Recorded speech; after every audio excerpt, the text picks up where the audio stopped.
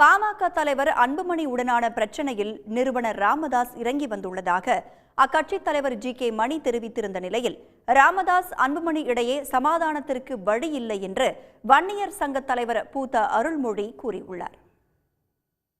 அவர்கிட்டையும் சொல்லி மறுபடியும் ஏதாவது தீவிரமான முயற்சியில் அந்த செய்தியை தான் சொல்லிகிட்டே இருக்கிறோம். அந்த வேதனை தான், அந்த முயற்சி தான் தொடர்ந்து நீடிச்சிட்டு இருக்குது. ஐயாவும் கொஞ்சம் அப்படியே இருந்தால் கொஞ்சம் கீழே இறங்கியிருக்காரு. சரி பார்க்கலாம் அப்படின்னு நிலைமைக்கு வந்திருக்காரு. ஓரளவு அதே மாதிரி அவர்கிட்டையும் பேசி வந்தாருன்னா சீக்கிரம் ஒரு நல்ல நிலைமை எட்டுன்னு எதிர்பார்க்குறோம்.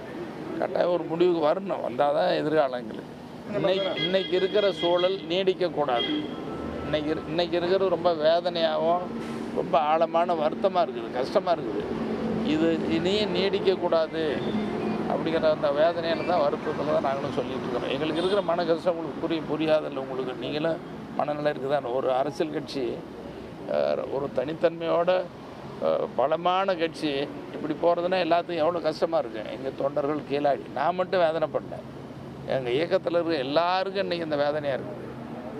அந்த வேதனை போக்கணுங்கிறது தான் எல்லாருடைய விருப்பமாக இருக்குது. அந்த வேதனை அதுக்காக போக்குறதுக்கு முயற்சி எடுக்கும். இல்லை அவருடைய வேலையை செய்கிறார். கட்சி தலைவர் அவர் செய்கிறாரு.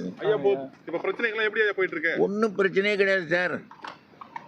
நீங்கள் தான் பிரச்சனை இருக்கதா சொல்கிறீங்க. நாங்கள் சுமூகமாக தான் போயிட்டு இருக்கோம்.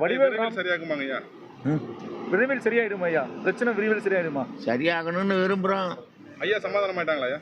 ஒன்றும் சமாதானத்துக்கு வழியே இல்லையா? அதுதான் அவருடைய நிலையில் இருக்கார். ஸ்ட்ராங்காக அவர் தலைவர். ஐயா இப்போ அன்புமணி வந்து பார்ப்பாருங்களே, அதுக்கு வாய்ப்பு இருக்குங்களா? வந்து பார்க்கலாம். என்ன அவங்க அப்பாவை புள்ள பார்க்கறதுல என்ன குறை இருக்கு? உடனுக்குடன் செய்திகளை தெரிந்து கொள்ள சன் நியூஸ் பெல் ஐகானை கிளிக் பண்ணுங்க.